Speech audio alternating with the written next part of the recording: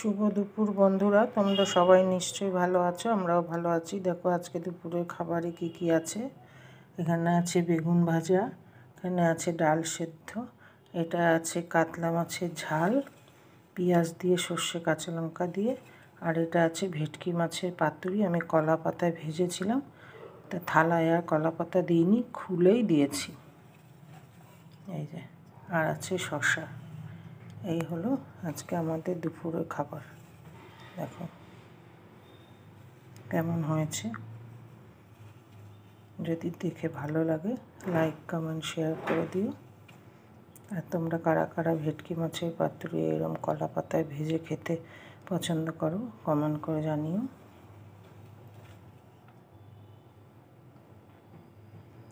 ঠিক আছে, রাখছি তাহলে।